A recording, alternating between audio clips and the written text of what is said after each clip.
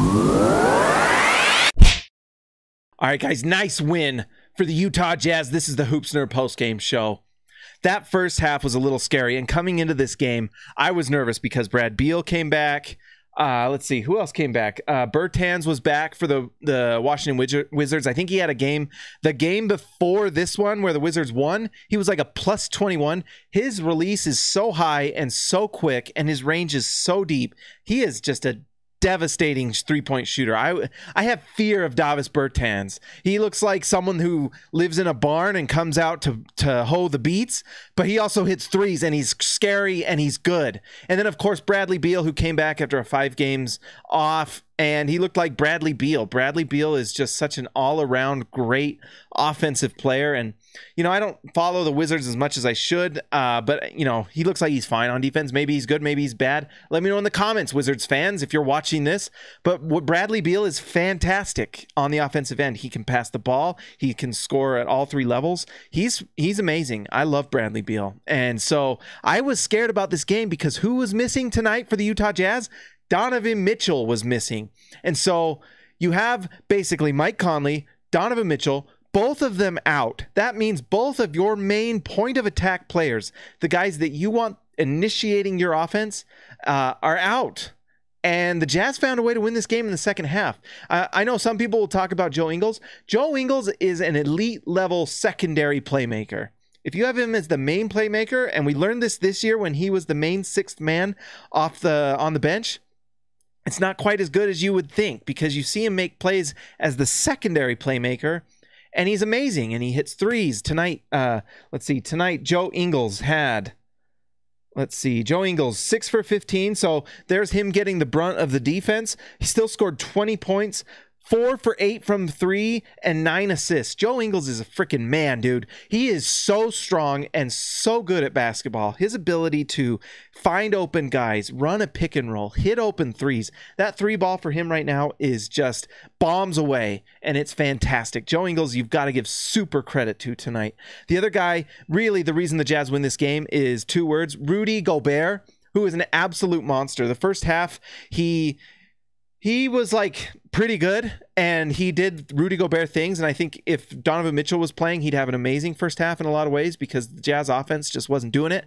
And also Donovan Mitchell's point of attack defense is just fantastic. And tonight we saw how underrated he is as a defender because the first half, it just felt like the Jazz could not get stops against the Wizards' point of attack, whether it was Isaiah Thomas or Bradley Beal or whatever. And that's why they had like a 10-point lead going in the second half.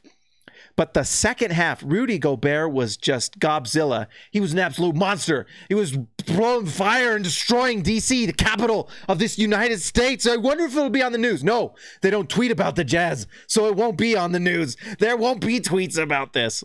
But if you watched this game, you saw what Rudy Gobert does. He absolutely took this game over in the second half. The Jazz had just a monstrous run, and it was all led by Rudy Gobert because he scores on the one end with dunks. He creates space by pulling defenders to the rim. That opens things up for everyone else. And then on the other end, he was just taking names at the rim, just rejecting everything. So Rudy Gobert, what an absolute force.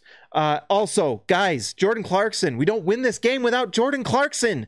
His ability to score was massive in this game. It was very clear the Jazz were playing without a point guard tonight. And I know that Emmanuel Mudiay started, and he was actually solid tonight, at least on the offensive end. Defensively, but offensively, very solid. Very solid. Mudiay was 6 for 10 from the field, only 1 for 4 from 3, but 5 assists. 5 rebounds. Very nice for Mudiay. He's showing why he's just he's turned into such a nice backup point guard for Utah.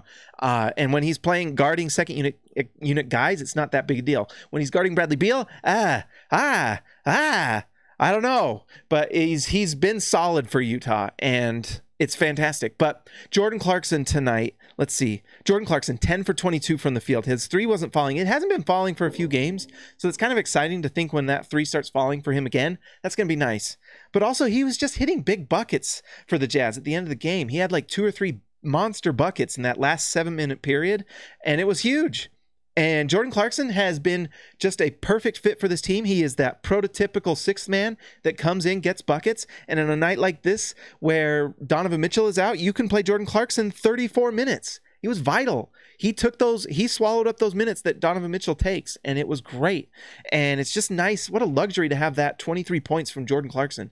And by the way, my guy Royce O'Neal right here, what a force. Dude's guarding Royce O'Neal's guarding Bradley Beal tonight. Every other night he's guarding just the best player on the other team, whether it's a wing or a forward, by the way, and he does amazing. And then he hits 40% plus from three. Tonight Royce O'Neal only took 4 shots, but 2 of them were three, or let's see. Yeah, 2 of them were threes, and he made both of them. That's pretty good for your percentage when you're 100% from 3. That's pretty good, Royce O'Neal. 100% from 3. I'll take that every game. I'm trying to lean over like this so we see Royce O'Neal. I tried to get a picture with everybody. I know that my Philippines fans love Jordan Clarkson, and I do too. And I love Philippines. Shout out the Philippines. Guys, like and subscribe to this channel. Another monstrous win for the Utah. Honestly, this win right here was as impressive to me as any of the wins before for the Jazz, because they were down. They were missing 2 of their main playmakers, and they won. They won. That was big time championship level stuff. Watch this team go all the way. What if the Jazz just screw around and win it all? That'd be pretty cool. I would like that. So would you. And that's why you're going to like and subscribe to this channel and hit the bell. And also, if you're on SLC Dunk Podcast, make sure you rate and review that thing. I put it up for you. The people. That's what I do. Guys, like and subscribe. Talk to you later.